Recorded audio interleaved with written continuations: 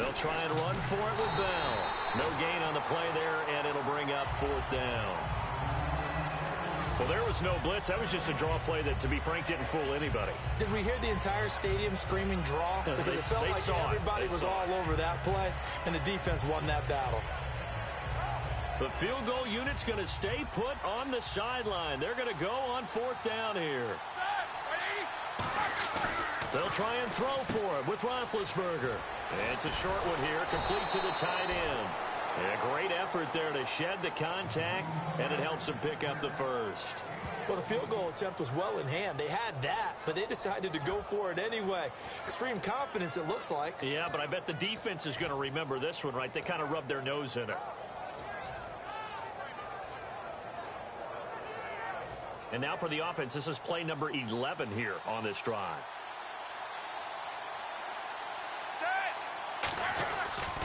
Now Roethlisberger going to hand to Bell. And a pickup of about 4 down inside the 10 to the 8-yard line. And the coach has decided to throw the red flag. He will challenge this play.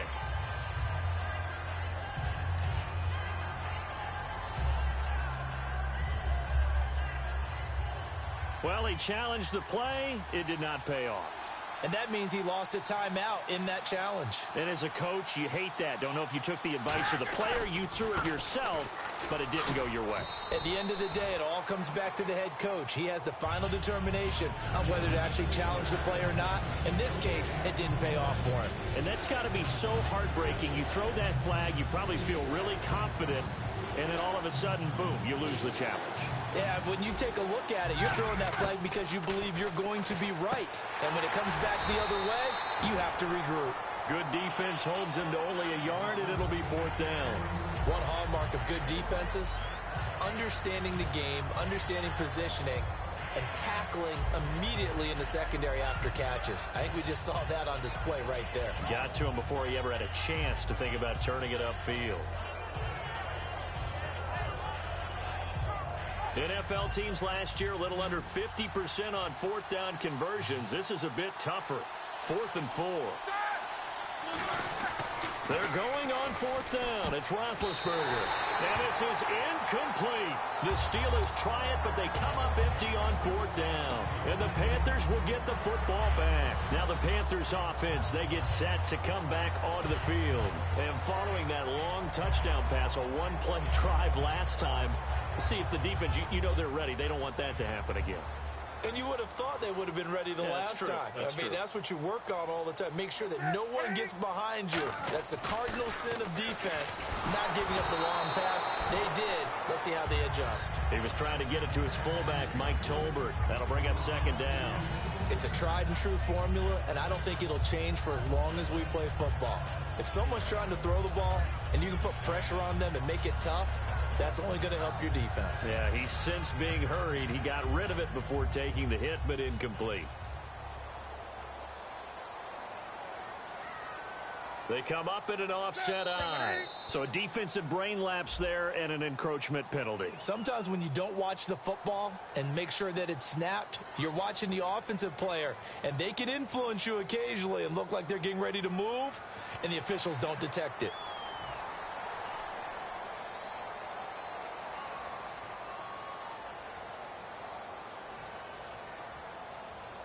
Five yards left for the offense. It's 2nd down.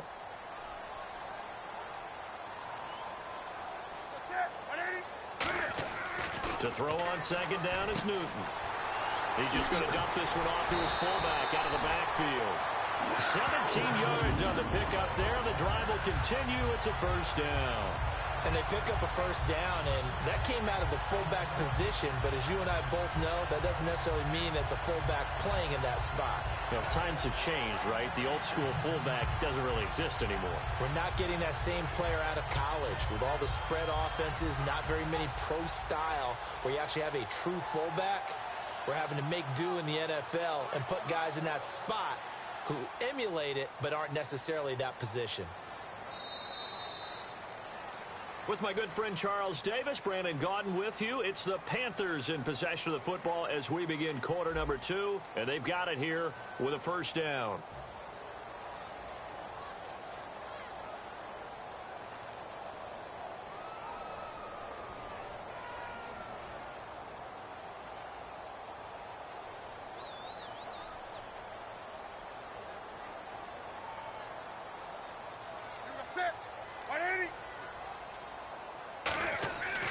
first down. Newton. And his throw is incomplete. Let's look ahead for a quick minute. We don't have the schedules yet for next year, but what we do have are the 5 international games that will be played, 4 in London and then 1 again in Mexico. Jacksonville, Baltimore, Miami, New Orleans, Cleveland, Minnesota, Rams, and Arizona. Those in London, and then Mexico's going to get a great game. The Raiders and New England. Yeah, you're exactly right. And just think about the ones in London. Remember, they're splitting them between the 2 different stadiums in London, so they get a different flavor in all of these places. But Mexico, for the 2nd straight year, the Raiders are coming to town. That should be a whole lot of fun. Should be a ton of fun and a very good matchup. Okay, I have to take a second here and talk about Greg Olsen, the tight end for the Carolina Panthers. 3rd straight year over 1,000 yards in receptions. And guess what? That's the first time that's ever happened in NFL history. 3 straight years by a tight end. That's really something. Now 31 years of age. They're going to need him next year to turn it around because a very disappointing season. Not the season anyone expected, least of all the Carolina Panthers, but he's a building block that they can go ahead and get back to form starting in 2017. Well, you mind if we go off topic for a second? No, let's go. I like to do that randomly. AFC playoff contenders for this year that didn't make it last season. Who do you have that might get in? Well, I think Cincinnati's got to be considered there. Maybe they'd have an offseason that's calm, and they go into this season and try and get back to the playoffs where they had been perennials. How about Denver? Yeah. Remember last year, they didn't have the quarterback to start. Trevor Siemian played pretty well overall, but maybe they can get solidified there and ride that strong defense right back into the playoffs. I'm going to give you a couple a little bit off the pace. Indianapolis cannot afford to squander Andrew Luck, one of the better young quarterbacks in the game. They've got to get back to the playoffs. And Buffalo, brand new head coach, brand new people running the ball club. Let's see if they can figure it out, because I think defensively they can be awfully strong.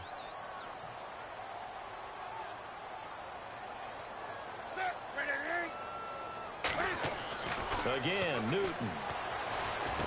And Olsen over the middle. And taking it across midfield and inside the 45. So in the 2nd quarter, he's already up over 100 yards receiving now. And isn't 100 the magic number for a really good game for a receiver? So he got a chance to really shatter that and have a profound effect on this game.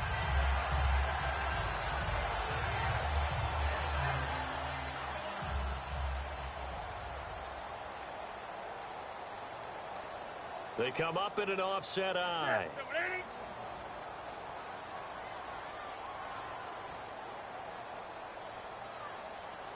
The play clock's running down. Newton now to throw. He's going to get this one out to his fullback. And Charles, I know Ryan Shazier, who made that tackle, a youngster you like a lot. I love him, and I liked him a bunch coming out of Ohio State, because the more this game leans towards speed and less on bulk, that's where Ryan Shazier excels, because of his ability to run down plays. If anything goes away from him, he'll chase it. A lot of the time, he can run with tight ends, running backs downfield, and pass coverage. That only helps his outside linebackers like James Harrison and Bud Dupree get to the quarterback.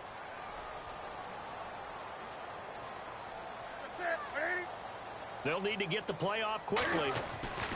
Newton throwing again. And that one got tipped, kind of threw everything off. It brings up 3rd. Anytime a ball's thrown in the middle of the field and it's popped up in the air, I expect someone to catch. It doesn't matter whether it's offense or defense, because there's usually a great amount of bodies in that part of the field. In this case, no one came up with it. This will be play number 8 here on the drive. It's 3rd and a yard.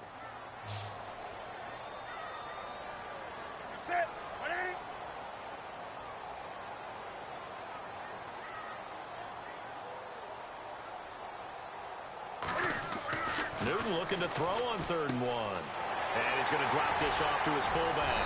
And he's able to get the first here as he's taken down at the 25. Well, they've had a great, impressive drive going here, and that pickup ensures the drive continues. And not only do you continue the drive, which is demoralizing for the guys on the defense side of the ball right now, but you make your own defense happy. They're able to get a little more rest over on the sidelines while this one continues downfield.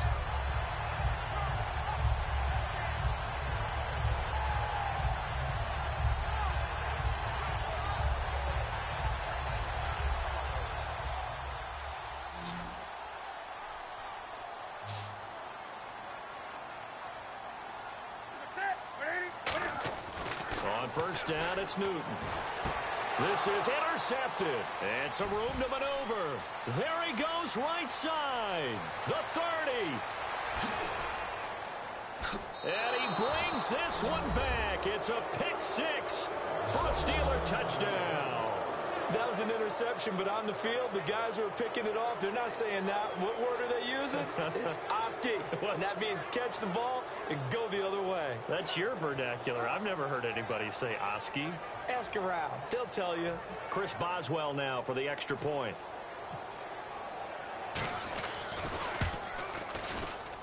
And he's got it up and through.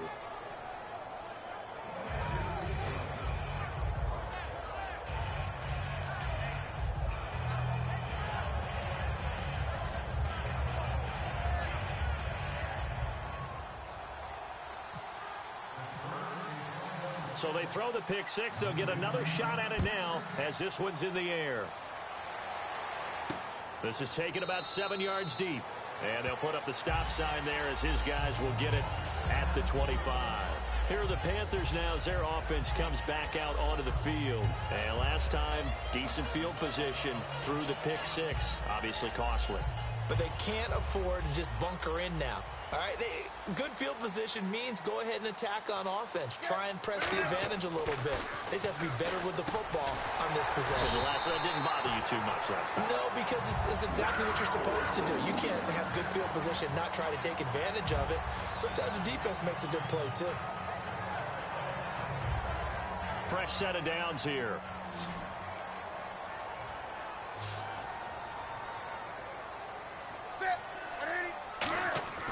Now a first down throw for Newton. And he'll be hit as he releases it, and that'll fall incomplete. Little lull in the action here to go over an offseason storyline that's kind of interesting. L.A. a couple years ago, they have no teams, and now they're going to have two with the move from San Diego to L.A. What does that mean for the league and for the Chargers? It seems like an easier transition, doesn't it, than St. Louis when they moved back to Los Angeles. Less to become culture the Rams. shock. Less culture shock, less, obviously geography, the whole deal. But it's a transition is not going to be easy. Remember, they're going to go play in a soccer stadium essentially for at least the first couple of years before they share a stadium with the Rams. So that changes things. Obviously trying to create an identity in the market they haven't been in a long time. They began as the Los Angeles Chargers, but only played one season as such. And with that, it's 2-minute warning time here, the NFL on EA Sports.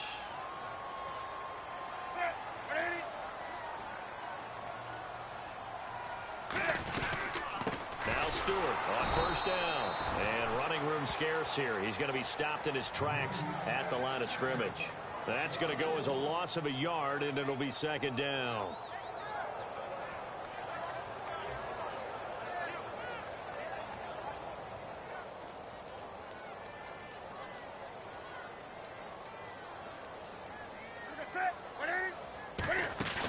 Here's Newton now on second down.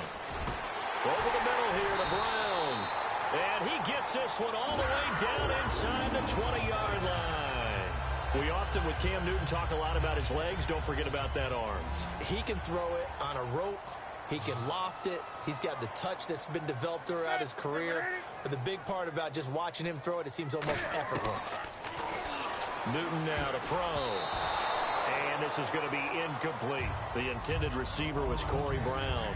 And that'll bring up second down. When you see passes knocked down by those guys I call the frustrated fullbacks, the linebackers, you know that in their zone coverage, they were able to drop, see the ball thrown, and react to it very quickly. On 2nd and 10, Newton. Into double coverage, and it's intercepted. Picked off by Mike Mitchell. And a big turnover there as his guys will get the football back. And Pittsburgh getting set to take the field. And on the last drive, they were in field goal range. They just opted not to kick it, didn't get it. How does that change the mentality this go-around? I don't think it changes much for the head coach because this is what he preaches on. Antonio Brown, kiss him goodbye. 20, 10. And into the end zone. Touchdown, Pittsburgh. Antonio Brown, 92 yards. And the Steelers get the quick strike touchdown.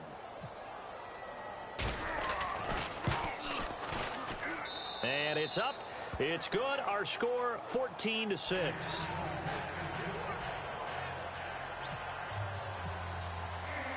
Boswell now to kick it away after the touchdown.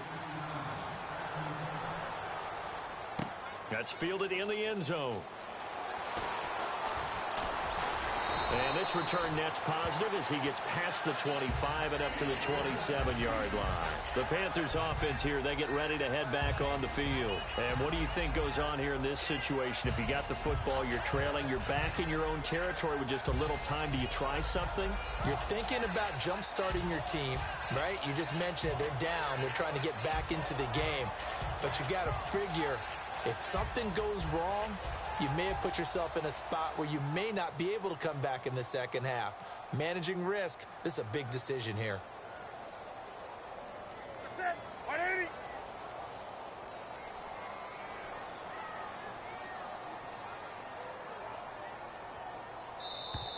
Now problems right out of the gate. We're going to get a delay.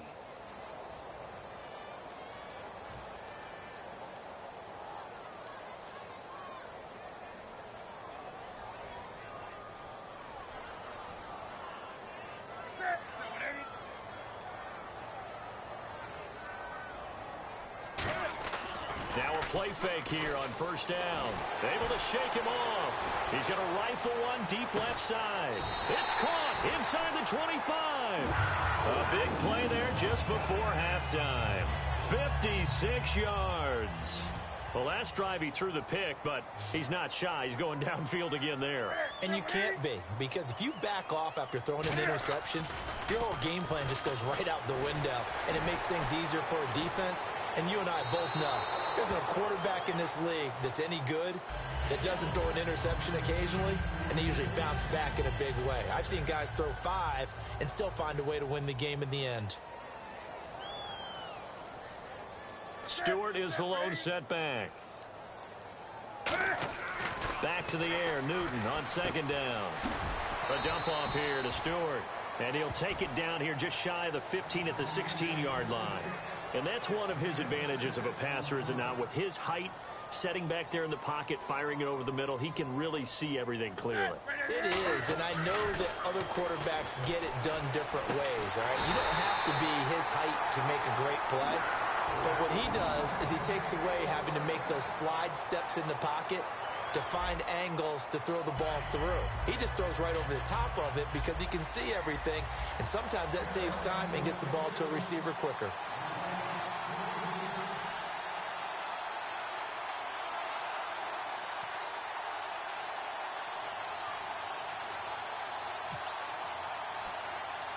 So both teams have their marching orders, and we'll get going again here in quarter number 3.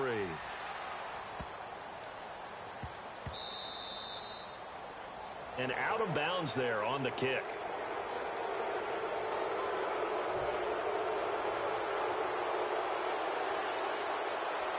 They'll put 2 receivers left, 2 to the right. Now Roethlisberger on first down. Sammy Coates has it complete. And taking it across midfield and inside the 45. So how do you beat man coverage? First of all, you want to be a superior receiver, but you know something, that guy who's covering you, he's usually pretty good too. So the corner route is usually a great spot to get it done.